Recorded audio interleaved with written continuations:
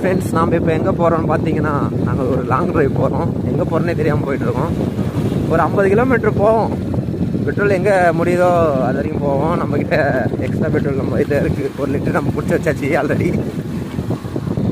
வேறு மாதிரி வியூவு, வேறு லெவலு.